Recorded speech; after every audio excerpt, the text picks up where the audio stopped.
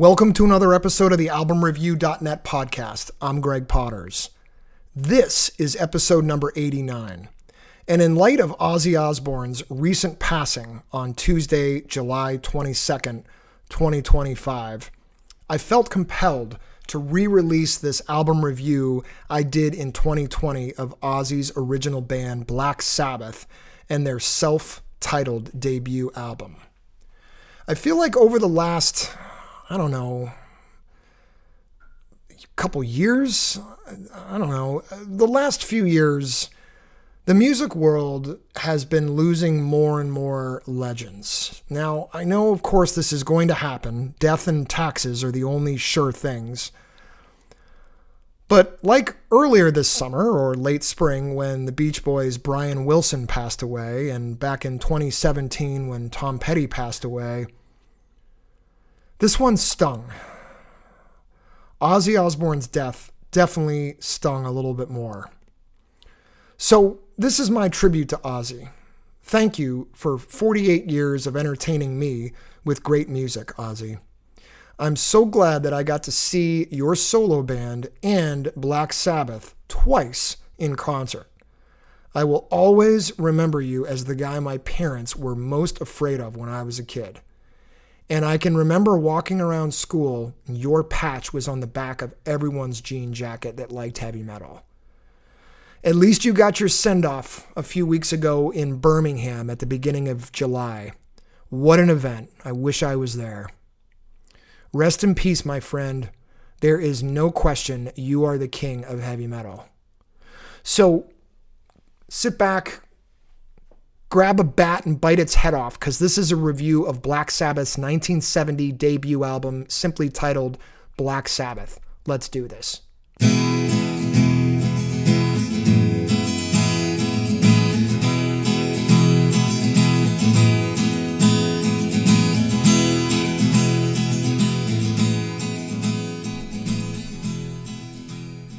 What can I say about this album? So many things. Just look at the cover. Is this the picture of a nightmare that I had when I was 7 years old? Could you imagine walking through the woods and seeing this out of the corner of your eye? If you're listening to this right now, Google the cover of Black Sabbath's debut album, Black Sabbath, self-titled, and just look at the cover. Now, if you like the scary Halloween type genre, the cover of this album is just the tip of the iceberg. Black Sabbath's debut album was played and recorded live in one day on October 16th, 1969. The only overdubs were sound effects that were bells, a little bit of thunder, and some rain, and then one duplicate track over a guitar solo. These were added in the studio a few days later during mixing. Recording an album in one day is virtually unheard of presently. But what is more interesting is that I'm not sure of other masterpieces that were also recorded in one day. If you are aware of one, send me an email at gpotters@albumreview.net because I'd like to know.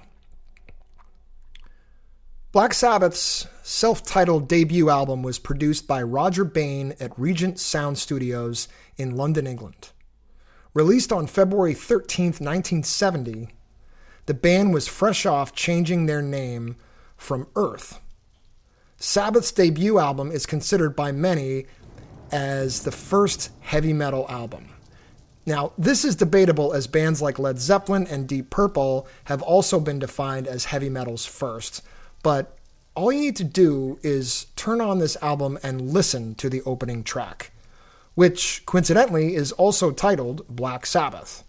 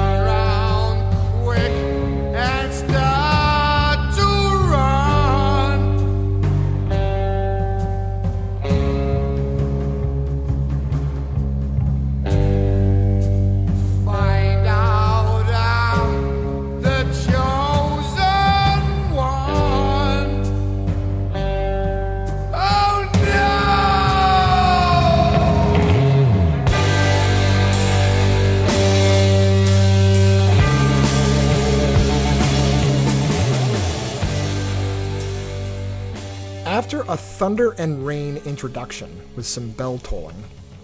The opening riff of this song belongs in the Hall of Fame.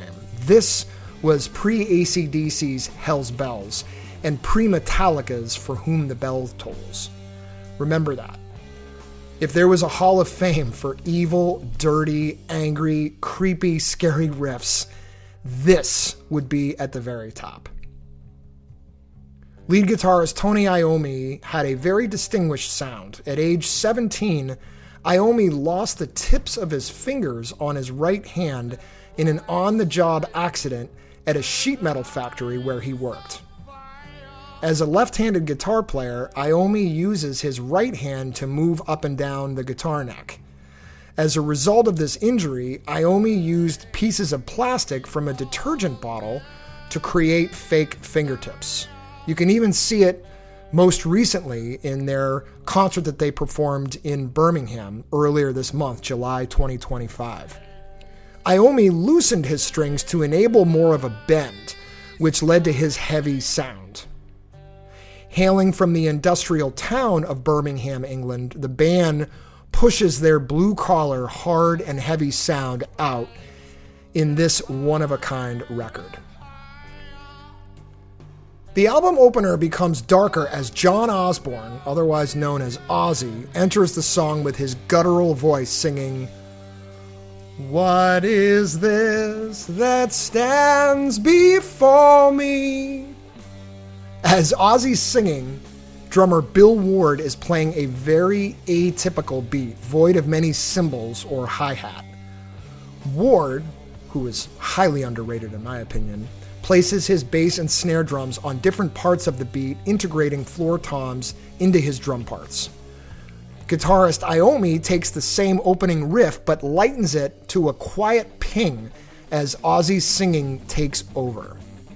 Between each verse, the riff hits you again in the head. The tempo of this part is slow, only to speed up to a gallop. Bassist Geezer Butler keeps the low-end bass pumping throughout the entire song, providing the foundation which invites Iommi and drummer Bill Ward to solo all over the song. After it took me 2 hours to recuperate from looking at the album cover, this song highly exceeded my expectations. I am a heavy metal fan, yes, but there are millions of overly produced, kind of unimpressive heavy metal albums out there, and I encourage you, even if not a fan, to listen to this one. I have not heard one quite like it ever.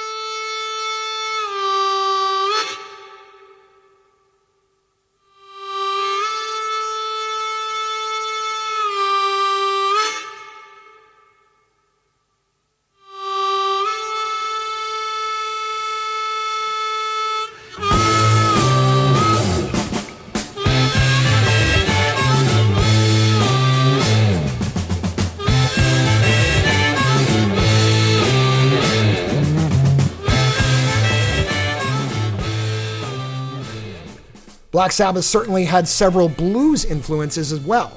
They appear all over this album. The second track, The Wizard, begins with a nasty, bluesy harmonica played by Ozzy. The riff kicks in and the band is off to the races. While Iommi's next heavy riff is underway, Ozzy's harmonica is jamming along with the beat. Despite Ozzy's reputation for being a stumbling, babbling fool with the media, an impressive performance nonetheless. If If you guys have ever seen Ozzy in concert, he would transform into another person. It was like these words were just inside him. And he would go from barely sounding like he could speak English to singing his notes perfectly. This song sounds like the band was just improvising in the studio when the producer hit record, which is what makes it so magical. The song The Wizard takes off and transitions into the main riff as Ozzy licks his chops and pumps his lyrics into the verse. He is the strongest singer in heavy metal. As you listen to Tony Iommi's guitar, his blues sound bleeds out of his riffs, making this album a perfect combination of metal and blues.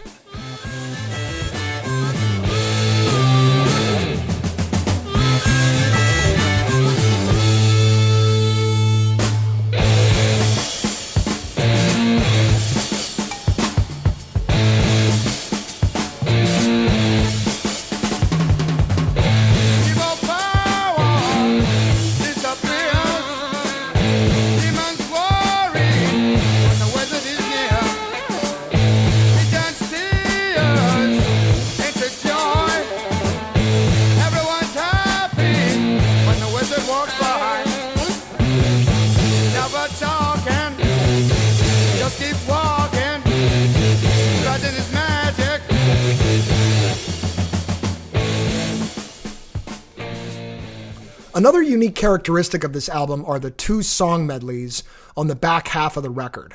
Sabbath recorded a 10-minute, 40-second jam called Wasp, Behind the Wall of Sleep, basically NIB.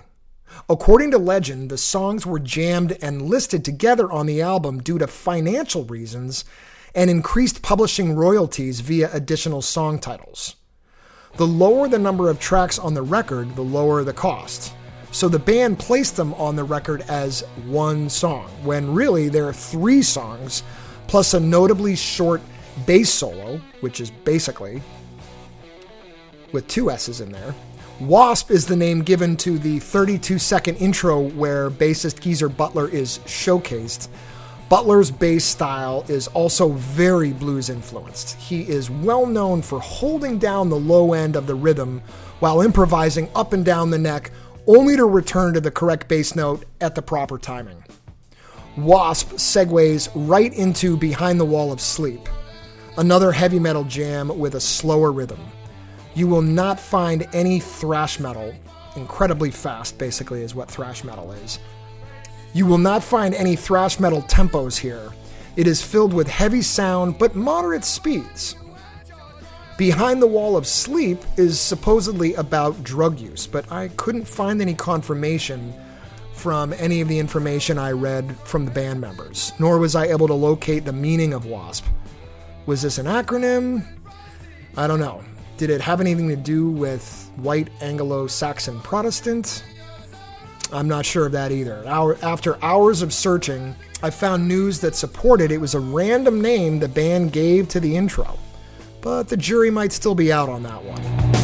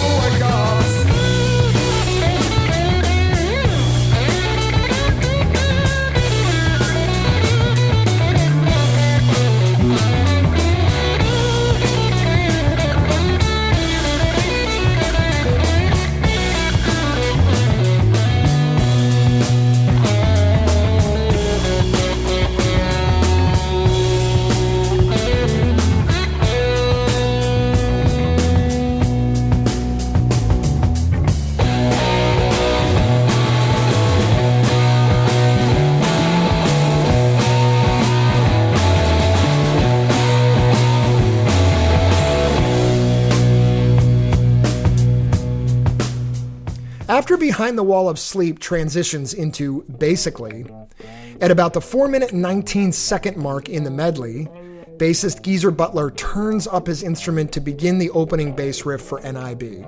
You can literally hear him turn the knob on his bass as the volume quickly increases to start the next part. Talk about recording something in one day.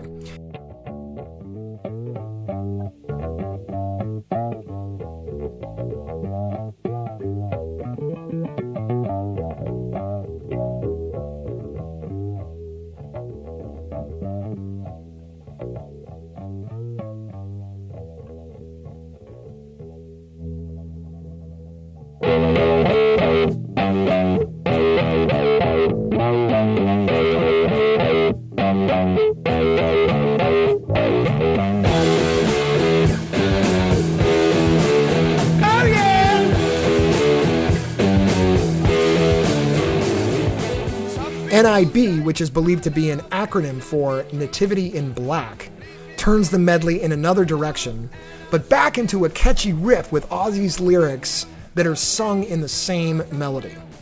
This song exemplifies the classic Sabbath style with a low-toned, dark riff that spills out into a long, bluesy solo at the end, something many bands were not doing in 1970. Maybe a few, but not with the metal in there. I think it's important to address the satanic references on this album. I, for one, do not condone Satanism. As a young teenager, I dismissed metal's references to Lucifer as expressions of anger, perhaps an investigation by the artist into what the underworld may be like. From my research, I've gathered evidence that Black Sabbath's occult suggestions result from their curiosity of the underworld. Despite popular belief, Tony Iommi and Geezer Butler were very well read, and at times they were curious what the other side of the coin looked like, so to speak. In 2018, Ozzy Osbourne told the San Diego Union-Tribune, quote, "I don't understand organized religion, but I strive to be good, although it feels good to be bad sometimes. I'm not bad like evil bad, I'm bad in that I'm a naughty boy. I'm not a guy that worships the devil. When Black Sabbath started, we got invited to a graveyard at midnight, and we told them our dark image is kind of a joke," end quote. Ozzy later told the reporter from the San Diego Union-Tribune they didn't even accept the invitation to the graveyard that night, but that they loved that their image had become a mystery. Hi, I'm Greg Potters with the AlbumReview.net podcast. Do you want to amplify your passion? Well, now you can. Introducing CreateMyPodcast.com. Now there is a place you can go to get help building your own podcast. If you're a business owner or an entrepreneur and you're taking the leap like I did and starting a podcast, I can help. I will walk you through a step-by-step process on how to launch, publish, and grow your podcast. I can also offer quick, easy tips on the best equipment, software, and tips and tricks that are going to be right for you and your budget. To get started, go to createmypodcast.com or message me directly at gpotters@createmypodcast.com. Let's get started.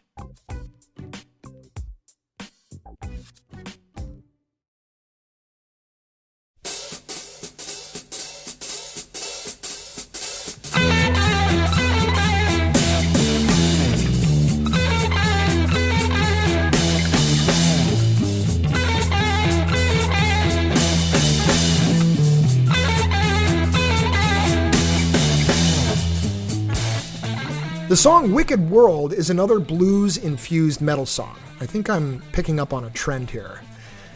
It's pretty cut and dry. The song replaced Evil Woman on the album's US release. Warner Brothers decided to remove the song Evil Woman because the band had previous success playing Wicked World live, thus leading the record company to believe it would sell more copies. Wicked World fits the album's formula, delivering a catchy riff that is followed up by Ozzy's evil-sounding lyrics. Once again, Geezer Butler's bass keeps the song tight, but pleases every bass player like me by going outside the lines, offering improvisation between every note. It's impossible not to hear geezers playing on this album. It stands out. People gonna want to say, oh, dear friend. While people just across the sea are cutting it dead.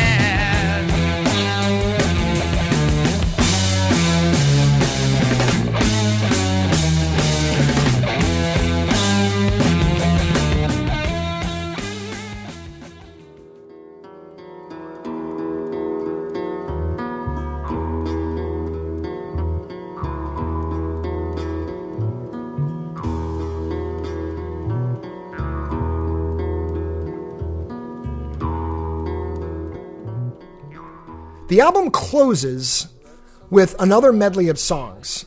A Bit of Finger, Sleeping Village, Warning. A Bit of Finger is the name of the 20-second guitar intro in one ear, coupled with a harp playing in the other ear.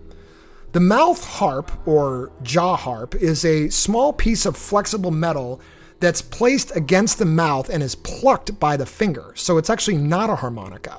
And it releases a vibration or sound. For some weird reason, I always think of Australia and Crocodile Dundee, not to be confused with the bull roar or the didgeridoo, when I hear this instrument. If you have ever seen the movie Crocodile Dundee, you'll know what I'm talking about. As Tony Iommi's soft pick guitar line continues, Ozzy's lyrics enter. It is at this point the song becomes Sleeping Village. The same guitar line and mouth harp continue, only to stop suddenly. Iommi's electric guitar riff begins, and the song is now called Warning. Are you confused yet? I am. Again, the band structured it this way to save money and increase the amount of publishing rights. The song Warning is a true jam. Those of you who prefer improvisational jam band music over metal will definitely like this song. Geezer Butler, Tony Iommi, and Bill Ward bring this song back and forth from a slow metal riff gallop to a fast blues jam. Back and forth until Ozzy puts his stamp on the song with his lyrics. All four band members cited the Beatles as a heavy influence on this song, but with a very non-Beatles sounding riff that is much bluesier than the Beatles, in my opinion. In all, the medley lasts about 14 minutes and 20 seconds long, instantly keeping this album on the fence in terms of, is it metal or is it blues? I think it is both genres rolled up and put into a blender. In short, this is a must-have for your collection if you like blues music, metal music, or if you are looking to be turned on to something new. This adds to what makes the album great. It is not new. It was released in 1970 and recorded on one day. Remember that.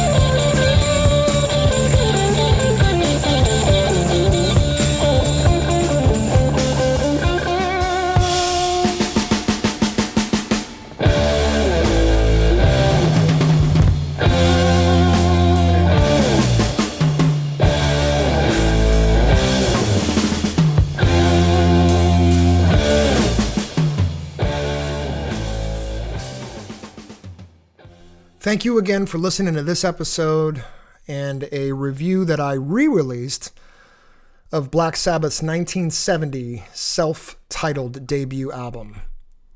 And whether you liked Ozzy or not, There is no argument. He was and is the king of heavy metal. I'm going to continue going through every single one of Ozzy's records, including Sabbath's, in order over the next few weeks, song by song, until I'm done. Why? Because I want to just remember him, and I want to remember all the magic he made on every record. In other news, remember, if you're interested in any of the albums or books that I've discussed in this episode or previous episodes, go to albumreview.net and pick up a copy of your own. Listen to all my podcast album reviews at albumreview.net by clicking on the podcast tab. They can also be heard wherever podcasts are available. Please follow the show on your preferred platform so you can get regular updates on new episodes. And also, if you guys would be so kind as to pop a quick review or rate the podcast, that helps move the needle and get the word out there. I do want to hear from you, so please email me your feedback, album review requests, and any questions you might have to gpotters@albumreview.net. That's GPOTTERS @albumreview.net. If you'd like to get regular updates on reviews, interviews, product and music news, go to the homepage and join the mailing list. You can visit our LinkedIn and YouTube pages and stay tuned for updates on Instagram, Facebook, and that thing they call TikTok. You can find me at albumreviewnet. Okay, that's it for now, folks. Rest in peace, Ozzy. Drop the needle and keep listening.